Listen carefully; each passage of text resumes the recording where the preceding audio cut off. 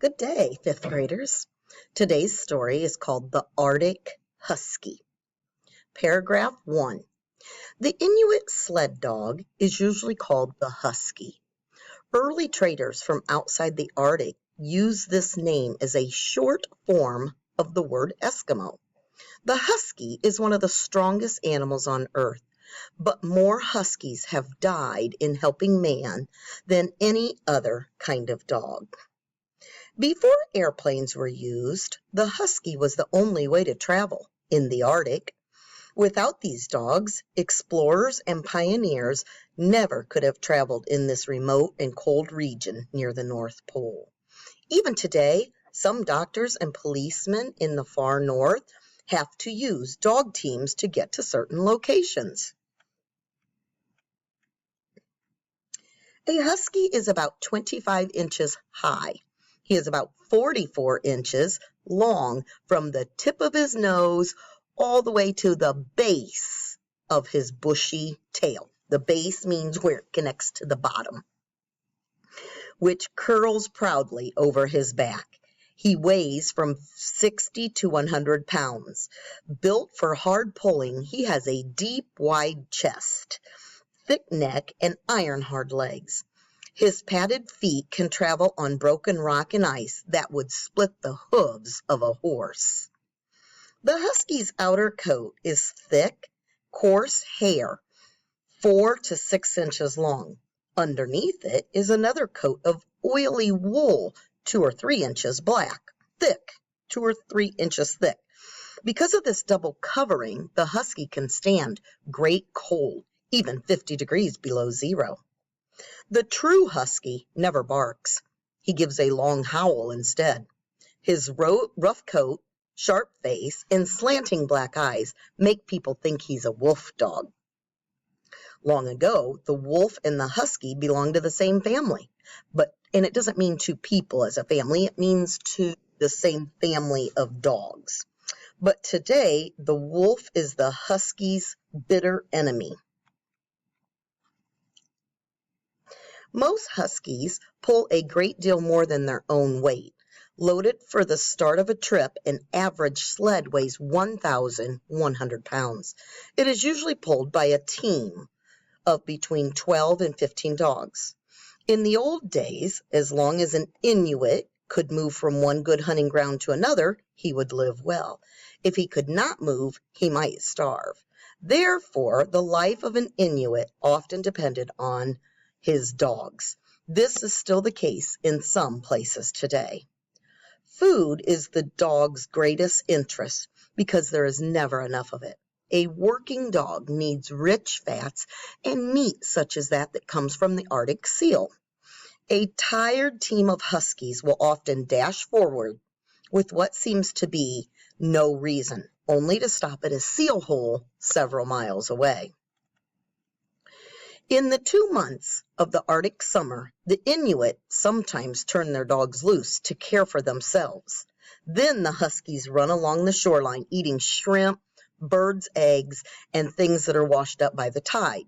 They may eat small animals, but they never find enough food, and for this reason they are glad to come back to the camp in the fall. Huskies often fight fiercely with each other, and they snap and snarl at feeding time. A husky will even bite a person who comes between him and his food. But most of the husky's bad temper is due to him being so hungry most of the time. Well fed and well treated, he is a gentle dog and he's friendly. Despite his constant hunger, the husky serves humans well. Without much effort, he can cover 25 miles a day at the rate of 6 or 7 miles an hour and hardly even feel it. When the sledding is really hard, he will keep on going until he drops in his tracks. Cold winds that lash the dogs with driving snow will sometimes freeze their faces. If the snow is soft, it packs between the dog's toes. There it forms hard balls of ice that hurt the dog. Thoughtful drivers make boots of rawhide or canvas for him. These boots help his feet, but they make the pulling much harder. In spite of such hardship, a team of 15 Huskies once traveled 1,300 miles in 85 days. That'd be like going to Florida. Going to Florida is like 1,200 miles. During the last 10 days of that long journey, the dogs had no food at all. Knowing how much the North needs the Husky, the government of Canada has long sent animal experts into the Arctic. They studied the needs of these Arctic heroes and helped fight the diseases that used to kill the dogs by the hundreds. The experts have also taught the Inuits how to feed and care for their dogs. Thousands of settlers and ordinary citizens are now living and working in many places in the Arctic. Oil has been discovered there as well, which has brought even more people to this region. These sturdy pioneers have turned the Arctic into a strong and vibrant area of the world. But the first credit for anything ever done in the Arctic must go to the faithful Husky. It was the canine hero who first made it possible for humans to enter that faraway land of long winters and hard sledding. What a pretty dog. And then here's a map of the Arctic. It's all frozen over, and that's where they go. They're very, very cold. Okay, so let's get these questions going. Answer the questions below from the information in the text, the Arctic Husky. You may refer back to the text or article and the information given if you need to. Follow the directions and complete each section. You are going to create a word picture of the Husky using what you read. Look back at the text and find and fill in this outline below. So we want to fill in how high the average Husky is, the length, the weight, words used to tell about the Husky. So you want to go back to where it talked about its chest, its neck, its legs were as hard as, feet. So we're going to put the words from the article in these spaces where it talks about it. Number 3, you're going to choose three characteristics from above as the most important to the survival of the Husky in the harsh, cold environment, and then you're going to explain why you think those 3 are the most important thing. So I would talk about its fur as 1 point for sure, because that they said kept it warm, and that would be the explanation that that fur is really super important. But you have to talk about 3 of them, and you're forming a paragraph. B, what one word does the author use for the meaning listed below? So the author said something was rough and heavy, and it says to go back up to paragraph 4. So I'm going to do that. Something that means rough and heavy. Let's go up to 4. It's on the first page. The Husky, right here. The Husky's outer coat is thick, coarse hair, 4 to 6 inches long. Under it is another coat of oily wool, 2 to 3 inches thick. Because of this double covering, the Husky can stand great cold, even 50 below. So it's which word up here means rough and thick? It's this word right here, coarse. Coarse. So I'm going to go back down here.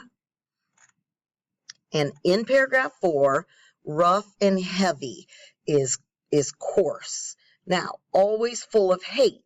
You're going to look in paragraph 5 and find what word did the author use that means always full of hate. Number 3, strike hard or to whip something. Go to paragraph 11. That's where you're going to find the word that goes in this blank. And you're going to finish these doing the exact same thing. C, the Husky and the Inuit have a unique relationship. Using information from the text, briefly give examples of how the survival of each depends on the action of the other.